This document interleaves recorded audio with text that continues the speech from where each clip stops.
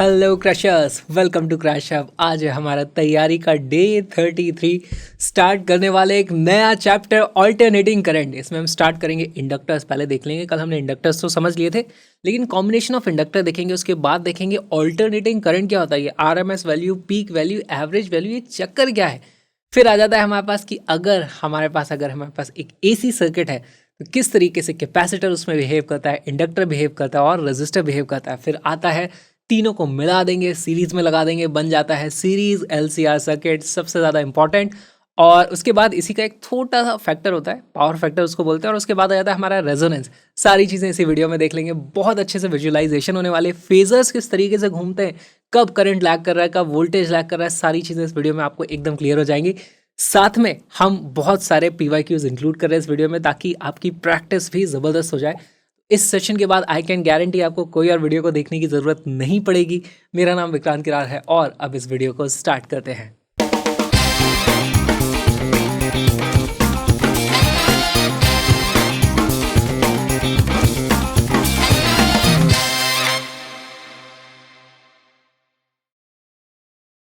Alternating current. तो alternating current में current के साथ साथ वोल्टेज भी कई बार ऑल्टरनेटिंग होता है। इसका मतलब क्या है?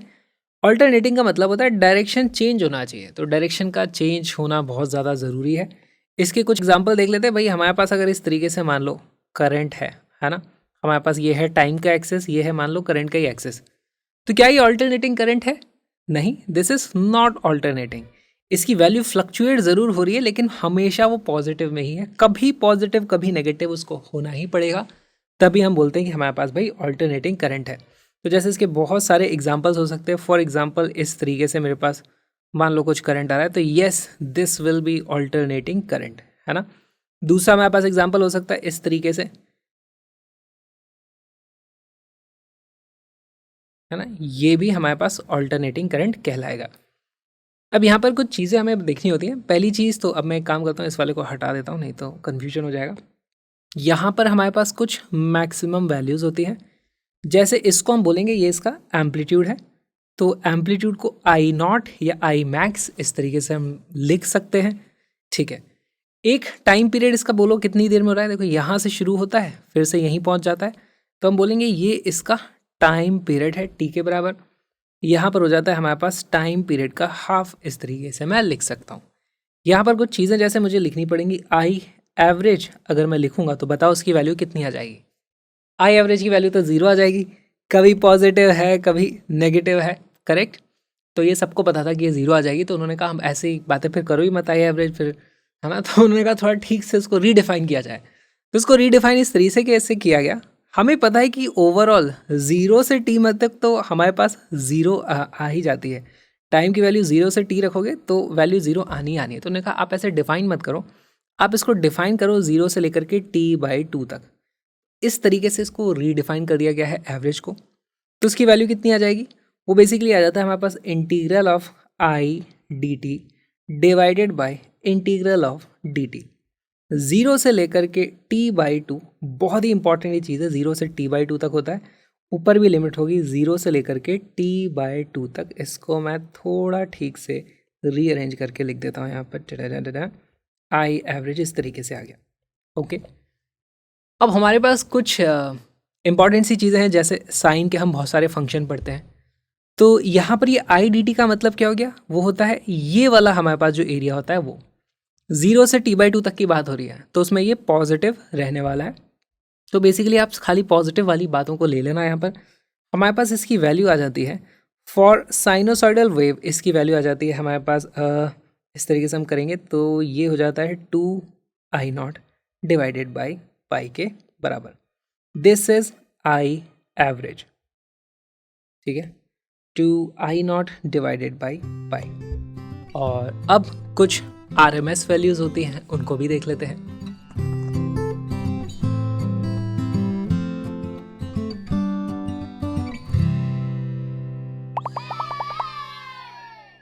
आरएमएस वैल्यूज क्या होती हैं? आरएमएस वैल्यूज देखो, नाम में लिखा है रूट मीन स्क्वायर्ड। तो पहले आप चीज़ों का स्क्वायर करते हो, फिर उसका मीन लेते हो, फिर वापस से उसका अंडर रूट कर देते हो। तो इसका फ़ायदा क्या होता है? देखो बहुत सारे इफेक्ट्स हैं, जैसे हीटिंग इफेक्ट्स जो होते हैं वो आई स्क्वायर के कारण होते हैं। तो बहुत सारी जगह हमें आई स्क्वायर इस तरह की RMS वाली चीज़ों की ज़रूरत पड़ती है। और सीधी बात यह है कि उसको नापना आसान होता है ना। एवरेज वैल्यू तो हमें पता है, ओवरऑल देखते हैं तो इंटीग्रेट करने पे 0 आ जाता है। तो मान लो हमारे पास इस तरीके से कोई भी करंट है ना, करंट का या वोल्टेज का किसी की भी वैल्यूज़ हो सकती है। यहाँ पे हमारे पास टाइम है, यहाँ पे हमारे पास आई की वैल्यू हो सकती है। मान लो मुझे कहीं पर इस तरीके से आई की वैल्यू दी हुई है, दिस इज आई का ग्राफ। पहले हम क्या करते हैं, आई स्क्वायर करेंगे। इसका अगर मैं स्क्वायर कर दूंगा तो यहाँ पर मेरे पास फिर कुछ इस तरीके से ग्राफ आ जाता है। देखो आई स्क्वायर करोगे तो यहाँ पर ऐसे ग्राफ आ जाएगा, ऐसे। फिर आप इसका एवरेज ले लोगे, इसका कहीं एवरेज आ जाता है मेरे पास इस तरीके से। मान लो ये था आई स्क्वायर का ये एवरेज हो गया, और फिर उसका आपको अंडर रूट ले लेना है। इस तरीके से हमारे पास RMS होता है। तो टेक्निकली अगर मैं इसको लिखने जाऊं तो देखो इसको कैसे लिखा जाएगा, IRMS, या फिर IRMS की जगह आप इसको VRMS भी लिख सकते हो। सबसे पहली बात तो इसका किसी ना किसी चीज़ का ये अंडर रूट है। ठीक है भाई, ये किसी चीज़ का अंडर रूट है। किस चीज़ का अंडर रूट है, कोई एक मीन वैल्यू, किसी ना किसी की हमें मीन वैल्यू बनानी पड़ेगी। मीन वैल्यू बनाने के लिए हम क्या करते हैं, उसको टाइम के साथ इंटीग्रेट करते हैं और डिनोमिनेटर में टाइम रख देते हैं। और किस चीज़ का मीन है, वो स्क्वायर्ड वैल्यू का। तो मेरे पास स्क्वायर्ड वैल्यू क्या होगी, यहाँ पर आई का स्क्वायर, मेरी जो वैल्यू है उसका मैंने स्क्वायर कर दिया आई का, फिर उसको डॉट dt किया, इंटीग्रेट किया, और उसके बाद नीचे dt को इंटीग्रेट किया, तो ये मैंने उसकी मीन वैल्यू निकाल ली और फिर उसका अंडर रूट कर लिया। ये हमारे पास डेफिनेशन है। कभी ऐसा लिखा आ गया तो हमें पता होना चाहिए क्या लिखा है, ये RMS वैल्यू लिखी हुई है। ऑलराइट, अब यहाँ पर इसको सॉल्व करते हैं फॉर हमारे कॉमन फंक्शन जो कि साइन और कॉस के ही फंक्शन होंगे। ठीक है, तो फॉर साइन और कॉस हमारे पास मैं इस तरीके से देखूंगा। मान लो मेरे पास वैल्यू है कहीं पे करंट की वैल्यू इस तरीके से फॉर्मूला लिखा है, I is equal to I naught sine of omega T plus five, ऐसे कुछ भी वैल्यू कहीं पर लिखी हुई है। तो ये जो होता है ये मेरे पास होती है पीक वैल्यू, है ना। पीक वैल्यू या इसी को एम्पलीट्यूड बोला जाएगा। ये जो होता है ये हमारे पास इंस्टेंटेनियस, किसी भी टाइम पर क्या वैल्यू आने वाली है। ठीक, और यहाँ पर जो RMS वैल्यू हो जाएगी, RMS, तो उसको हम क्या लिख देंगे, IRMS, उसकी जो वैल्यू हो जाती है वो होती है आई नॉट डिवाइडेड बाय √2। आप सेम फॉर्मूला लगाओगे, इसमें आई की जगह पे ये वैल्यू रखोगे, इंटीग्रेट करोगे, आंसर निकालोगे, हमारे पास ये आ जाता है। तो हमेशा आपको इस चीज़ का याद रखना है। हम पहले ही देख चुके हैं कि हमारे पास आई एवरेज की जो वैल्यू आती है वो कितनी आती थी, वो आती थी मेरे पास 2I0 अपॉन पाई के बराबर, या फिर इसी को रीअरेंज करके भी मैं लिख सकता हूँ, ये आ जाता है मेरे पास I0 divided by pi by 2 इस तरीके से। तो हमारे पास RMS में डिनोमिनेटर में √2 है, यहाँ पर कितना है पाई बाई 2। तो ये √2 बड़ा होता है या पाई बाई 2 बड़ा होता है, ऐसे में आप देखोगे पाई बाई 2 की वैल्यू थोड़ी बड़ी होती है। या फिर मैं इसको यहाँ पर इस तरीके से भी लिख देता हूँ ताकि आपको कन्फ्यूजन ना हो इनमें से कौन सा बड़ा है। IRMS की वैल्यू होती है 0.707 टाइम्स ऑफ I0, इस तरीके से हम इसको लिख सकते हैं। आई एवरेज की जो वैल्यू आ जाती है वो आ जाती है अप्रॉक्सीमेटली 0.64 टाइम्स I0। ठीक, बहुत ही सिंपल सी चीज़ें हैं। अच्छा, ये तो हमने फॉर साइन एंड कॉस कर लिया। अब कुछ और दो इंपॉर्टेंट हमारे पास पैरामीटर्स होते हैं, उनको भी देख लेते हैं।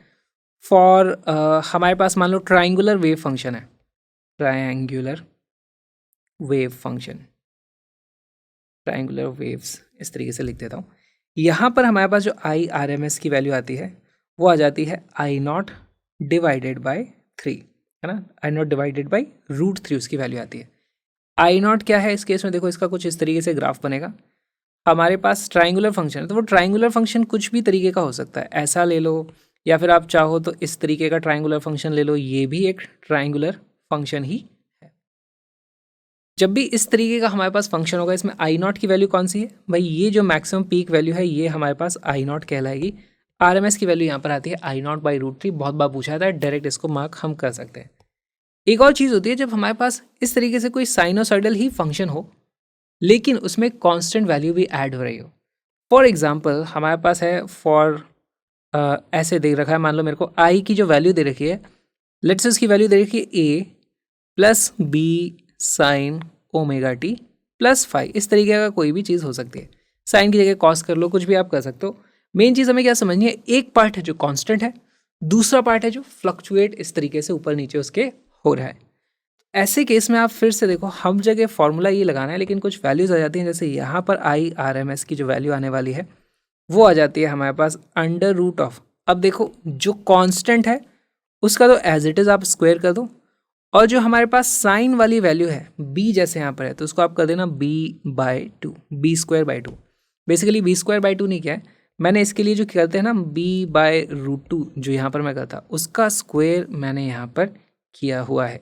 ये इसकी RMS वैल्यू थी, है ना। साइन वाले पार्ट की मैक्सिमम वैल्यू b थी, साइन वाले पार्ट की RMS वैल्यू कितनी आती, इस तरीके के फॉर्मूले का तो आ जाता b/√2, तो मैंने उसी का स्क्वायर करके यहाँ पर लिख दिया है। ठीक है, तो आपको जो भी तरीके से इसको याद रखना है याद रख सकते हो, डायरेक्टली क्वेश्चन पूछे जा सकते हैं, ये दोनों की काफ़ी ज़्यादा प्रोबेबिलिटी है, इसलिए फॉर्मूले यहाँ पर हैं, इनको याद रखना। ये तो हम बहुत ज़्यादा यूज़ करने वाले हैं, इसका उतना काम नहीं पड़ता है।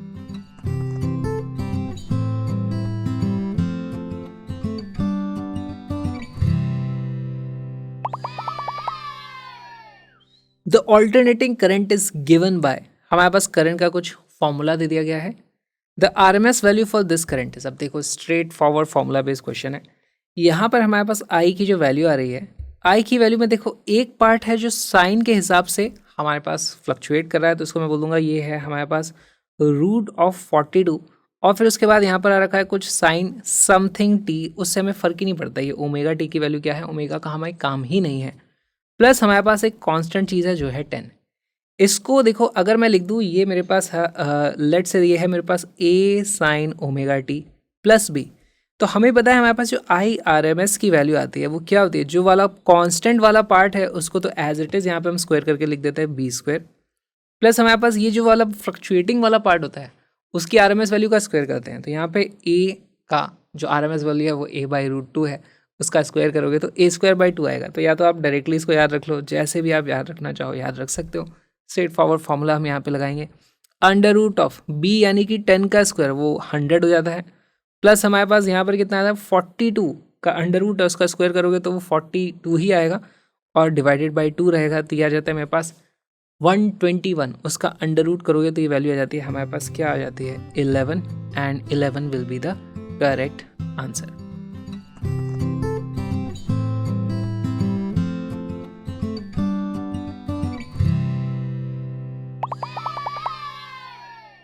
The RMS value of potential difference V shown in the figure is, अब ये बहुत ही अच्छा सवाल है, ऐसे बार बार सवाल पूछे जाते हैं जिसमें आपको एक ग्राफ दे दिया जाता है। यहाँ पे कोई फॉर्मूला काम नहीं करेगा, यहाँ फॉर्मूले नहीं लगाने, यहाँ पे हम बेसिक से चलेंगे।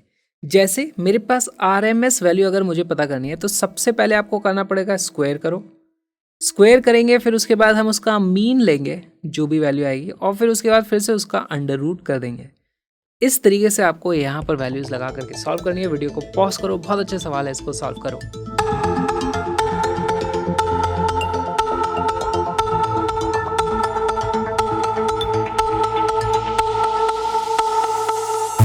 इसका करेक्ट आंसर है बी। कैसे आया, सॉल्व करते हैं। सबसे पहली चीज़ तो हमें 0 से लेकर के t तक ही कंसिडर करना है, 0 से लेकर के t तक, उससे ज़्यादा हमें कंसिडर करने की ज़रूरत नहीं है क्योंकि फिर चीज़ें सब रिपीट होने लगती हैं। अच्छा, ये मेरे पास V0 का ग्राफ है, कभी तो इसकी वैल्यू V0 है, कभी इसकी वैल्यू 0 है। पहले हम क्या करेंगे, इसका स्क्वायर कर देंगे। भाई यहाँ से अगर मैं इसका स्क्वायर कर दूँ तो मान लो मेरे पास यहाँ आ जाता है कुछ V0 का square, this is V0 square, और फिर उसके बाद यहाँ से मेरे पास यहाँ पे 0 का स्क्वायर तो देखो 0 ही होता है, 0 का भी स्क्वायर कर दिया, चलो लिख दिया। फिर इसके बाद क्या करना है, हमको एवरेज लेना है। तो अब यहाँ पर अगर मैं एवरेज लूँगा, V0 के स्क्वायर का अगर मैं एवरेज लूँगा तो किस तरीके से लूँगा, देखो 0 से t/2 तक वैल्यू रही है V0 का स्क्वायर, तो ये वाला एरिया हमें यहाँ पे कंसिडर करना पड़ेगा। या फिर आप इसको लिख दो भाई V0 का स्क्वायर मल्टीप्लाइड बाई t/2, इस तरीके से हो गया।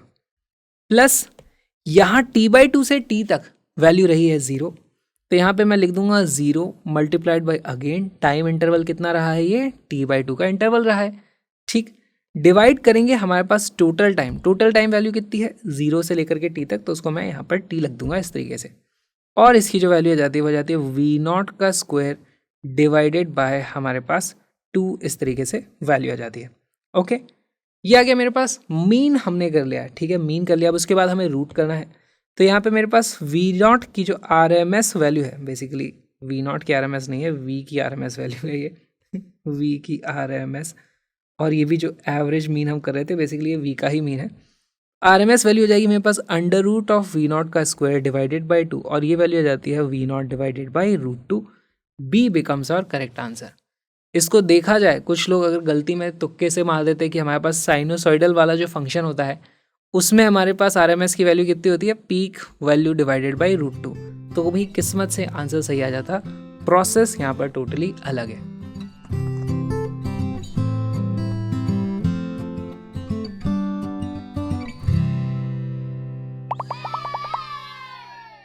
हॉट वायर इंस्ट्रूमेंट्स क्या होते हैं? हॉट वायर इंस्ट्रूमेंट देखो, ऑल्टरनेटिंग करंट में हमारे पास करंट की वैल्यू पॉजिटिव नेगेटिव इस तरीके से चेंज होती रहती है।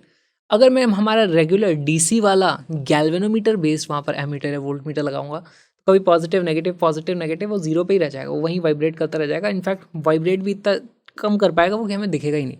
तो उनको हम यहाँ पर यूज़ नहीं कर सकते, तो हमें कुछ और चीज़ों का यूज़ करना पड़ता है। ये कौन से थे? ये हमारे टॉर्क बेस्ड इंस्ट्रूमेंट्स हुआ करते थे, उसमें टॉर्क लगता था जो कि लीनियरली प्रोपोर्शनल हुआ करता था। कैसे होता था? हम यहाँ पे लिखते थे torque was proportional to current I. लेकिन अब हम यहाँ पे यूज़ करते हैं हॉट वायर इंस्ट्रूमेंट्स का। हॉट वायर इंस्ट्रूमेंट में क्या होता है, मान लो इसमें करंट पास हो रहा है तो उसके कारण ये गर्म हो जाएगा। गर्म हो जाएगा तो देखो यहाँ पर कुछ स्प्रिंग लगी है, ये इसको थोड़ा सा एक्सपैंड होएगा तो यहाँ पर इस तरीके से नीचे सरकेगा, ये नीचे सरकेगा तो ये हमारी सुई इस तरीके से घूम जाएगी। यहाँ पर हमारे पास जो हीट है, हीट इज़ प्रोपोर्शनल टू, है मैं इसको टेम्परेचर या हीट इज़ प्रोपोर्शनल टू आई का स्क्वायर होता है। तो यहाँ पे आई के स्क्वायर के प्रोपोर्शनल हमें चीज़ें देखने को मिलेंगी। यहाँ पे हमारे पास लीनियर वेरिएशन था। लीनियर वेरिएशन में क्या होता है, इस तरीके से इक्वी डिस्टेंट हमें डिविजन्स देखने को मिलते हैं। आई स्क्वायर की अगर प्रोपोर्शनैलिटी होगी तो इक्वी डिस्टेंट वैल्यूज़ नहीं देखने को मिलेंगी, जैसे 1 स्क्वायर 2 स्क्वायर 3 स्क्वायर 4 स्क्वायर, इनके बीच में गैप अलग अलग होता है। यहाँ पे गैप 3 का है, यहाँ पे गैप 5 का है, यहाँ पे गैप 7 का है, तो गैप्स हमारे बढ़ते चले जाते हैं, राइट। तो इसलिए यहाँ पर स्केल नॉन लीनियर होता है। इस पर बेस्ड क्वेश्चन थ्योरेटिकल पूछा जा सकता है। Divisions are unequally spaced and hot wire instruments measure RMS value, क्योंकि वो स्क्वायर वाली चीज़ों को ही मेजर कर रहे हैं तो वो RMS वैल्यू हमें देंगे।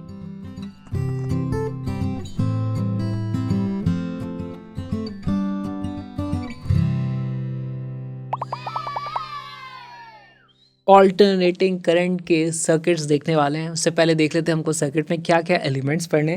देखो सबसे पहले तो हम पढ़ने वाले हैं हमारा रजिस्टर, ठीक है। तो उसको रजिस्टर को हम इस तरीके से दिखाएंगे। फिर होता है हमारे पास कैपेसिटर, उसको हम इस तरीके से दिखाएंगे कैपेसिटर। तीसरा होता है हमारे पास इंडक्टर, उसको हम इस तरीके से दिखाएंगे, उसको हम L से इस तरीके से लिख देंगे। तो कभी हमारे पास LC-R सीरीज सर्किट हो सकता है, कभी सिर्फ C&R हो सकता है, कभी सिर्फ LNR हो सकता है, और कभी हम LC भी देखेंगे। LC थोड़ा सा ही देखेंगे इस बार ज़्यादा की ज़रूरत है नहीं। ऑलराइट, अच्छा यहाँ पर हमारे पास जो बैटरी होती है, बैटरी का कांस्टेंट पोलैरिटी नहीं होती, वो चेंज होती रहती है। तो मैं ही नहीं बोल सकता ये पॉजिटिव साइड है ये नेगेटिव साइड है। तो उसको किस तरीके से डिनोट किया जाता है, हमारे पास जो EMF का सोर्स होता है उसको अब मैं बना देता हूँ इस तरीके से, ठीक। और इसमें लिख देते हैं हम E is equal to E0 sine omega T. अगर हमें इस तरीके से वैल्यू लिखी हुई है कि E is equal to E0 sine omega T है, तो मैं समझ जाऊंगा भाई ये जो है ये यहाँ पर पीक वैल्यू है, पीक वैल्यू या फिर मैक्सिमम वैल्यू है, एम्पलीट्यूड उसका इतना है। इस तरीके से चीज़ें समझ सकते हैं। पर अगर मुझे कहीं इस तरीके से दिया गया कि यार यहाँ पर 220 वोल्ट लगा हुआ है, इसका मतलब मुझे समझ जाना है this is RMS value. Unless mention किया जाए कि ये इसकी पीक वैल्यू है या एम्पलीट्यूड है या फिर इक्वेशन दे दी गई हो, हमें हमेशा मान के चलनी है जो वैल्यूज़ हमें दी जाती हैं वो RMS वैल्यूज़ दी जाती हैं। अच्छा, हमारे घर की सप्लाई की अगर बात करें तो हमारे घर में जो सप्लाई आती है बोला जाता है 220 वोल्ट पे आ रही है। तो 220 वोल्ट जब बोल दिया जाता है इसका मतलब वो उसकी RMS वैल्यू है। तो अगर 220 वोल्ट RMS वैल्यू है तो कोई बता सकता है पीक वोल्टेज की वैल्यू कितनी होती है? लेट्स से हमारे घर में जो आता है वोल्टेज, पीक वोल्टेज की वैल्यू V0 होती है, तो उसकी RMS किस तरीके से निकालते हैं? डिवाइडेड बाई √2 करके, और यही वैल्यू हमें दी होती है 220 वोल्ट के बराबर। तो यहाँ से हमारे पास हमारे घर में जो मैक्सिमम पोटेंशियल इस तरीके से EMF की वैल्यू होती है उसकी वैल्यू आ जाती है 220 टाइम्स √2 वोल्ट्स के बराबर। इस चीज़ को हम ध्यान रखेंगे जब भी वैल्यू दी होंगी। अच्छा, हमारे घर में बोला जाता है कि पावर, आप देख लेना जो भी चार्जर वगैरह होते हैं उस पर लिखा रहता है 220 वोल्ट 50 हर्ट्ज़। अब ये हर्ट्ज़ लिखा है का मतलब क्या होगा? ये हमारी फ्रीक्वेंसी है। तो हमारे पास फ्रीक्वेंसी की जो वैल्यू है वो दे दी गई है 50 हर्ट्ज़। फ्रीक्वेंसी का क्या करेंगे, कुछ नहीं करना है, हमें तो ओमेगा की वैल्यू चाहिए होती है। ओमेगा होती है हमारे पास 2πf के बराबर। तो हमारे घर में जो बिजली आती है उसकी कुछ ओमेगा होगी ना, यहाँ पे आप इक्वेशन लिखने जाओगे, ओमेगा की वैल्यू तो हमें चाहिए। ओमेगा की वैल्यू यहाँ से आ जाती है 100 पाई रेडियन पर सेकेंड। तो बताओ भाई, हमारे घर में जो बिजली आ रही है उसके लिए जो पोटेंशियल डिफरेंस होता है उसकी वैल्यू, जो इक्वेशन अगर मेरे को लिखनी होगी तो मैं लिख दूंगा potential is equal to 220√2 multiplied by sine of omega की वैल्यू है 100 पाई टी। इस तरीके से ये हमारे घर में जो बिजली के पावर सॉकेट में पोटेंशियल डिफरेंस होता है वो ये होता है। ठीक है, हमें बोला जाता है 220 volt, that is an RMS value, ये इसकी फ्रीक्वेंसी है। इस चीज़ का हम ध्यान रखेंगे। सेम चीज़ करंट के साथ होती है। अगर ऑल्टरनेटिंग करंट में कभी दिया हुआ है कि यहाँ पे 5 एम्पियर करंट है, याद रखना वो उसकी आरएमएस वैल्यू है, अनलेस अलग से मेंशन किया हुआ हो कि इसकी मैक्सिमम वैल्यू इतनी आती है, इसका एम्पलीट्यूड इतना, अनलेस ऐसे क्लियरली स्पेसिफाई किया हो, हम हमेशा आरएमएस वैल्यू लेके चलेंगे।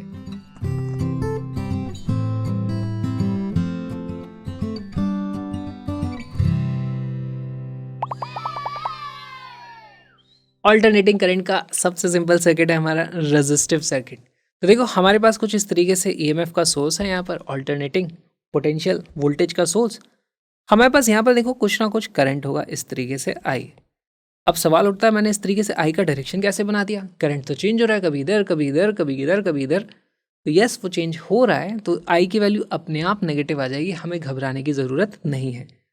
अब देखो इसके अक्रॉस कुछ पोटेंशियल डिफरेंस होता है। अगर यहाँ करंट होता है तो हम लिख देंगे इस पर्टिकुलर केस में हमारे पास V is equal to I R के बराबर होने वाला है। तो यहाँ पर देखो V यानी कि जो भी पोटेंशियल इसके अक्रॉस लगा रखा है वो कितना है, उसकी वैल्यू है E naught sine omega T will be equal to I times R. यहाँ से मेरे पास करंट की जो वैल्यू आ जाती है वो आ जाती है E naught divided by R sine of omega T. और इसी को लिख सकता है हम I is equal to I naught sine omega T. अगर ई नॉट हमारे पास इसकी पीक वैल्यू थी वोल्टेज की, तो आई नॉट हमारे पास करंट की पीक वैल्यू मिली है। इस तरीके से आपको चीज़ों को याद रखना है। अब एक और चीज़ आती है, ऑल्टरनेटिंग करंट में हम जब एनालिसिस करते हैं तो हमें फेजर्स का यूज़ करना पड़ता है। फेजर्स का यूज़ करना पड़ता है, उसमें हम देखते हैं कि कौन आगे चल रहा है कौन पीछे चल रहा है, कुछ ना कुछ फेज डिफरेंस होता है, ये चीज़ें हम चेक करते हैं। यहाँ पर देखो हमारे पास पोटेंशियल भी साइन ओमेगा टी था, करंट भी आया वो भी साइन ओमेगा टी है, यहाँ पर नो फेज डिफरेंस है ना। इन फेज उसको बोला जाता है, इन फेज विथ वोल्टेज। ठीक है, कुछ हमने वोल्टेज लगाया उसके इन फेज है, current is in phase, there is zero phase difference. तो इसको देखो किस तरीके से इसके फेजर्स बना लेते हैं। मान लो हमारे पास यहाँ पर इस तरीके से हमने कुछ पोटेंशियल लगाया था, उसकी वैल्यू थी ई नॉट, और फेजर है मतलब E naught sine omega T. Basically यहाँ पर इस तरीके से घूम रहा है ओमेगा से, इस तरीके से हमारे पास फेजर्स घूमते रहते हैं, ये ओमेगा से घूम रहा है। तो हमारे पास जो करंट का आएगा इसी की दिशा में विदाउट एनी फेज डिफरेंस, इसको मैं बोल दूंगा ये है आई नॉट। दोनों इस तरीके से घूम रहे हैं। जब ई नॉट की वैल्यू कुछ कम हो जाएगी तो आई नॉट की वैल्यू भी उसी तरीके से कम होगी। इस तरीके से हम चीज़ों को देख सकते हैं।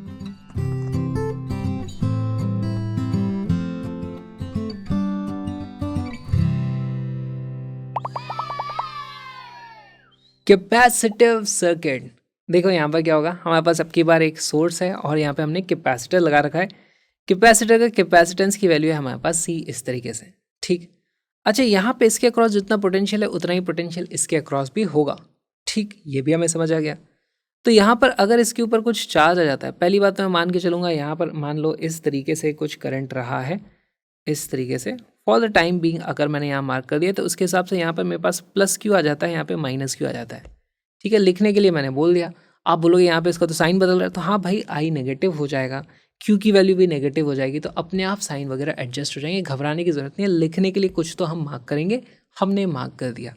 ओके, अब देखो यहाँ पर मैं अगर वैल्यूज़ लिखने की कोशिश करूँ तो मैं डायरेक्टली नहीं बता सकता इसके अक्रॉस कितना पोटेंशियल है। तो उसके लिए मुझे क्या लिखना पड़ेगा, हमारे पास कैपेसिटर की इक्वेशन होती है Q is equal to C V, इस तरीके से। तो पोटेंशियल की जो वैल्यू आ जाती है इसके अक्रॉस जो पोटेंशियल डिफरेंस है वो आ जाता है Q divided by C.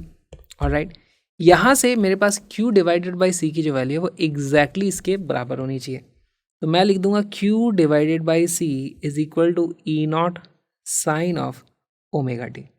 Alright, अच्छा Q की वैल्यू क्या होती है, क्यू होता है हमारा integral of I D T, या फिर अगर मुझे आई की वैल्यू पता करनी है तो आई होता है, इसी को कर दो भाई डिफ्रेंशिएट। यहाँ से मैं क्यू की वैल्यू लिख सकता हूँ, Q is equal to E naught C sine of omega T. इसके बाद मैं इसको अगर डिफ्रेंशिएट करूँगा तो मेरे पास आ जाता है I is equal to D Q upon D T. इसकी वैल्यू हो जाती है E naught C omega cos of omega T. बहुत ही सिंपल। यहाँ पर हमारे पास देखो ई नॉट तो था पोटेंशियल के कारण, कैपेसिटर और इसके कारण कुछ यहाँ पर वैल्यूज़ आई है। तो देखो इसी को हम लिख सकते हैं, this is equal to E naught divided by, मैं लिख दूंगा 1 upon omega C times sine of omega T plus pi by two, हम ऐसा लिख सकते हैं। Sine something sine theta plus pi by two cos theta बन जाता है हमारे पास, करेक्ट। ठीक, अब देखो यहाँ पर मेरे पास इक्वेशन आ जाती है I is equal to E naught, है ना, ई नॉट डिवाइडेड बाई इसको हम लिखते हैं एक्स सी, और फिर आता है हमारे पास sine of omega T plus pi by to.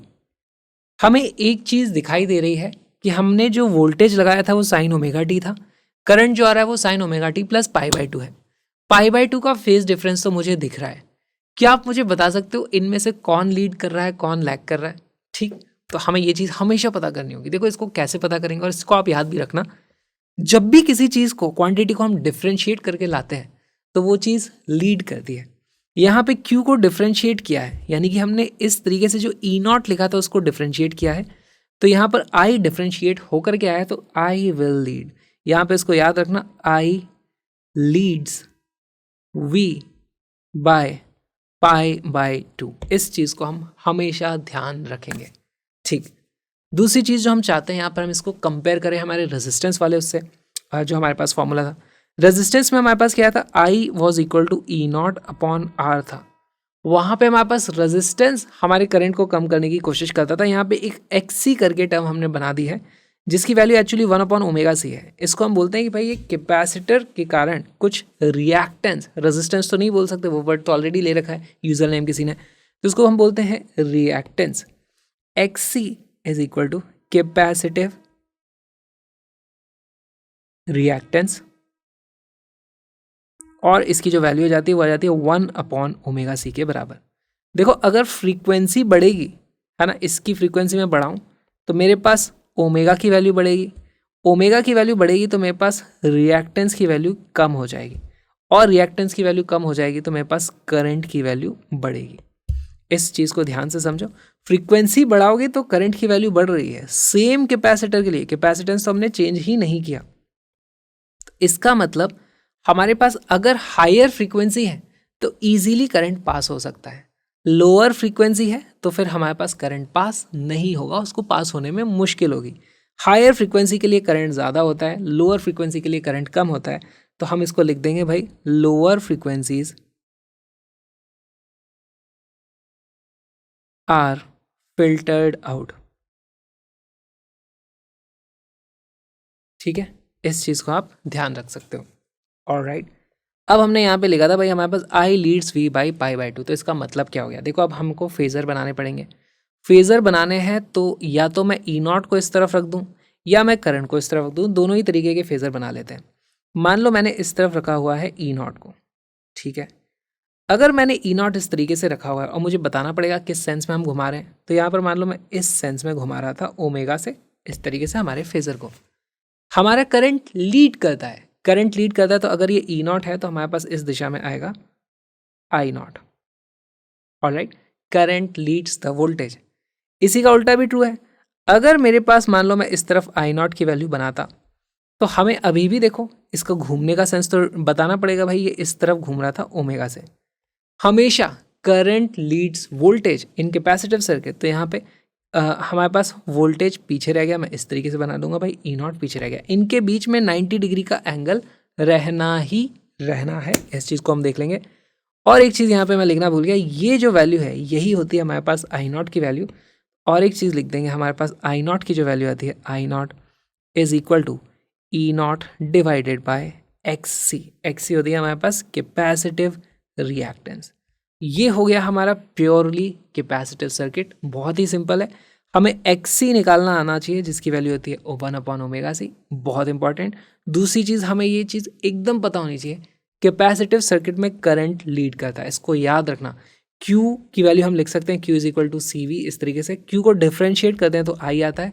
जो चीज़ डिफ्रेंशिएट होकर आती है वो हमेशा लीड करती है। इस वीडियो को पूरा देखने के लिए अब आ जाओ क्रैशअप लर्निंग ऐप पे, link is in the description. वहाँ पे आपको कलरफुल PDFs भी मिल जाएंगी। साथ में आपको मिलता है फुल कोर्स के में 11th और 12th के सारे कॉन्सेप्ट्स मिलेंगे। हर तरीके के PYQ को इंक्लूड किया है ताकि ज़बरदस्त प्रैक्टिस हो जाए। और हम मिलेंगे अब फुल कोर्स में, आ जाओ जल्दी से।